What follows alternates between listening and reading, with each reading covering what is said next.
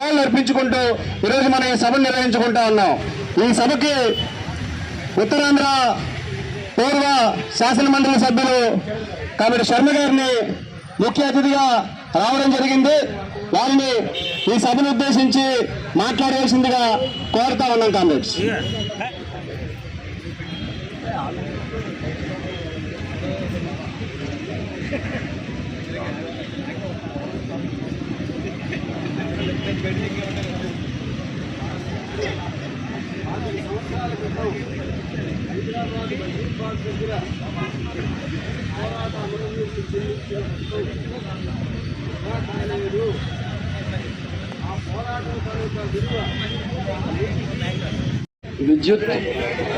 విద్యుత్ పోరాటం, విద్యుత్ పోరాటం అమరవీరుల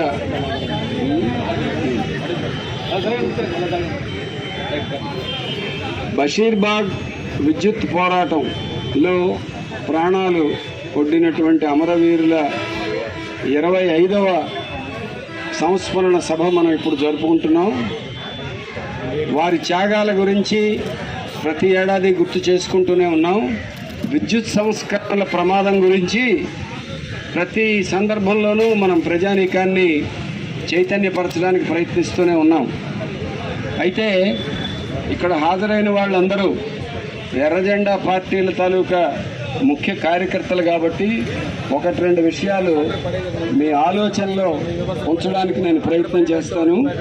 మొదటిది, 25 ఏళ్ల క్రితం ప్రపంచ బ్యాంకు జీతగాడు, చంద్రబాబు మోసగాడు అన్న పేరుతో మనం ఒక బుక్లెట్ వేస్తే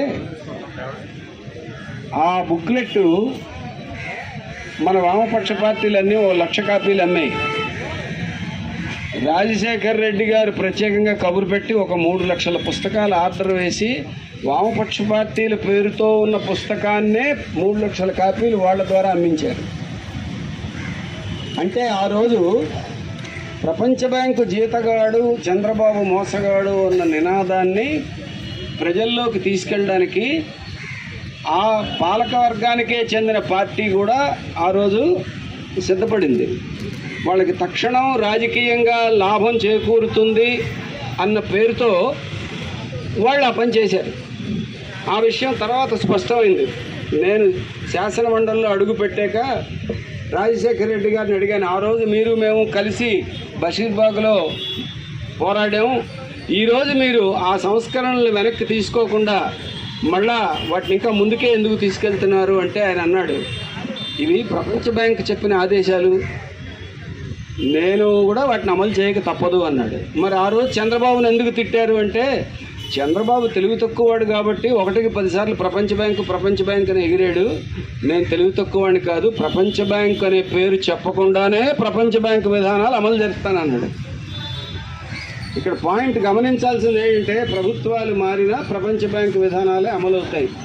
రాజశేఖర్ రెడ్డి నేర్చుకున్న పాఠాన్ని తర్వాత అధికారంలోకి వచ్చిన ప్రతి రాజకీయ పార్టీ వాళ్ళు నేర్చుకున్నారు. వైఎస్ఆర్ పార్టీ వాళ్ళు కూడా ఎప్పుడు ప్రపంచ బ్యాంక్ అనలేదు, కానీ ప్రపంచ బ్యాంక్ ఆదేశాల మేరకే వాళ్ళు పనిచేశారు. విద్యారంగంలో వాళ్ళు చేసిన మార్పులు కానీ, వైద్య రంగంలో చేసిన మార్పులు కానీ అంతా ప్రపంచ బ్యాంక్ ఆదేశాలే.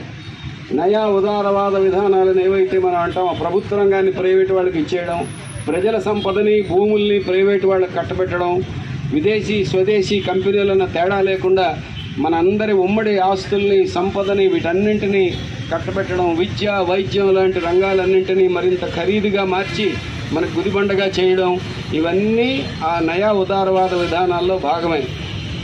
ప్రజలకి చంద్రబాబు మీద కోపం వస్తే జగన్ మీద కోపం వస్తే చంద్రబాబుని ఎన్నుకోవడం తప్ప వేరే చాయిస్ లేని ఒక రాజకీయ వాతావరణాన్ని తీసుకురావడం కూడా అందులో భాగమే. మనం అది గమనించాలి. దీన్ని బ్రేక్ చేయాలి. ఈ పని చేయగలిగింది వామపక్షాలు ఒక్కటే. అయితే వామపక్షాలు ఆ రకంగా ఈ బ్రేక్ చేయాలంటే, బైపోలారిటీ అంటాం, 2 ధృవాల మధ్య మాత్రమే తిరిగే రాజకీయాలు ఉన్న ఈ పరిస్థితిని మార్చాల్సినటువంటి కర్తవ్యం మనమే చేయాలి. అది ఎప్పుడు మారుతుంది అంటే, అసలైన శత్రువు ఎక్కడున్నారు, ఎవరి వల్ల మనకి కష్టాలు వస్తున్నాయి. ఇప్పుడు జనాలు ఏమనుకుంటారంటే, ఇప్పుడు అధికారంలో ఎవరున్నారో వాళ్ళ వల్లే కష్టాలు వస్తున్నాయని. ఇది పూర్తిగా కరెక్ట్ కాదు. అధికారంలో ఉన్నవాళ్ళు ప్రపంచ బ్యాంక్ ఏజెంట్లే, ప్రతిపక్షంలో ఉన్నవాళ్ళు ప్రపంచ బ్యాంక్ ఏజెంట్లే.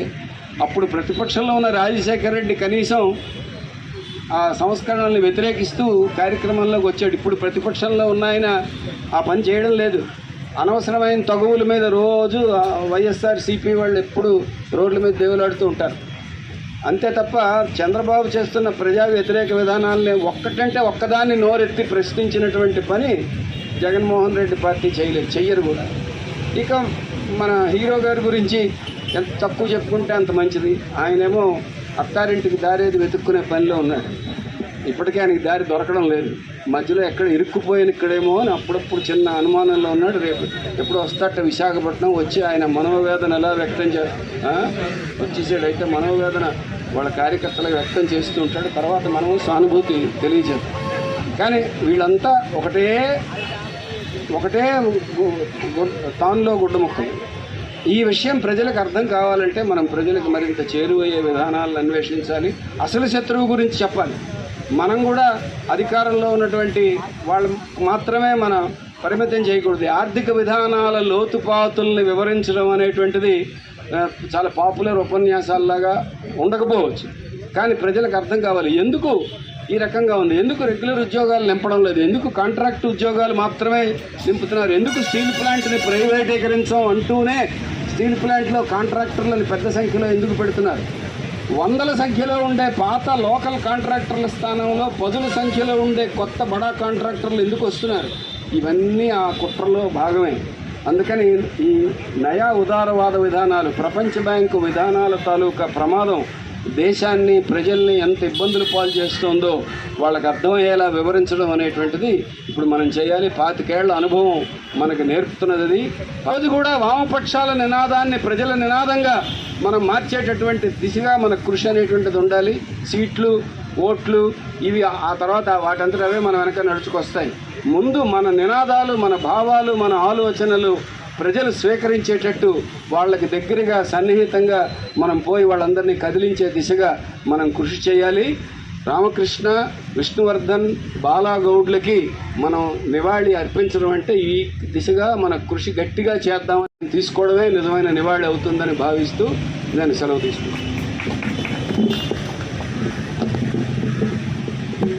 శర్మ గారికి ధన్యవాదాలు. ఇప్పుడు సిపిఐ రాష్ట్ర సమితి సభ్యులు కమిటీ పైడిరాజు గారిని మాట్లాడవలసిందిగా కోరుతా ఉన్నాం.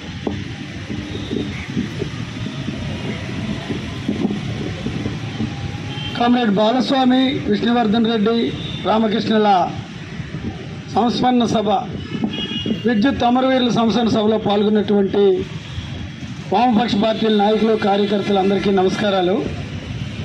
శర్మ గారు చాలా విషయాలు చెప్పారు.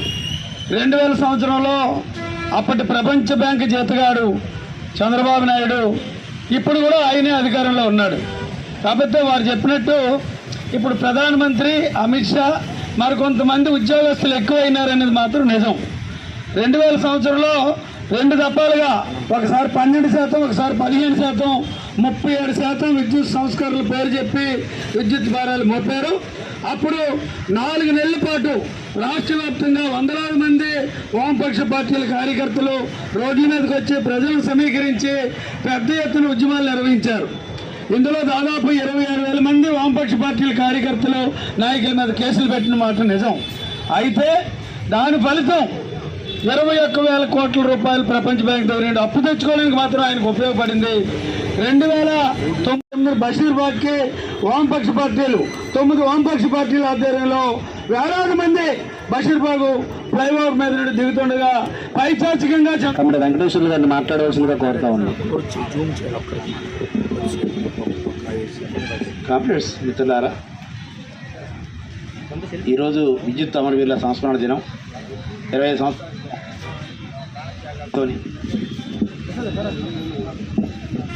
తమ ప్రాణత్యాగాలతోని దేశ చరిత్రలో, ప్రపంచ చరిత్రలో ఒక నూతన అధ్యాయాన్ని వాళ్ళు ప్రారంభించారు. ప్రపంచవ్యాప్తంగా అనేక దేశాల్లో చాలా సునాయాసంగా, ముఖ్యంగా 3వ ప్రపంచ దేశాల్లో ప్రపంచ బ్యాంకు ఆదేశిత ఆర్థిక విధానాలని, పరిపాలనా విధానాన్ని అమలు చేస్తున్న క్రమంలో వాటిని ప్రతిఘటించేటువంటి ఒక సీరియస్ ఉద్యమం అనేది మన రాష్ట్రంలో వచ్చింది. ఆ కారణంగా ఆ సంఖ్య వాళ్ళు తిరిగి అధికారంలోకి వస్తామన్నారు. ముఖ్యమంత్రిగా ఉన్న క్రమంలో ఆయన ప్రపంచ బ్యాంకు నుంచి అనేక వేల కోట్ల రూపాయలు అప్పులు తీసుకొచ్చి విద్యుత్ రంగాన్ని, విద్యా రంగాన్ని, వైద్య రంగాన్ని ప్రపంచ బ్యాంకు ఏదైతే షరతులు పెట్టినా ఆ షరతులకి చెప్పారు. ఆ తర్వాత జోలిపోను నేను. రేపు ఈరోజు పవన్ కళ్యాణ్ గారు దిగారు, రేపు చంద్రబాబు నాయుడు గారు దిగుతున్నారు. వైజాగ్ స్టీల్ దిగుతున్నారు, వేరే మీటింగ్ పెడుతున్నారు. రేపు వైజాగ్ స్టీల్ ప్లాంట్ ఇష్యూ మీద మనకందరికీ తెలుసు, ఈ ఈఓఐ పేరు మీద మొత్తం ముక్కలుగా చేసి మొత్తం ప్రైవేటీకరణ చేయడం కోసం పూనుకుంటున్నారు. ఆ ప్రైవేటీకరణ ఆపించాలని, ఈఓఐ రద్దు చేయించాలని చెప్పి డిమాండ్ ఒకటి. లూలు వాల్ మన సాగర్ తీరం భూముల్ని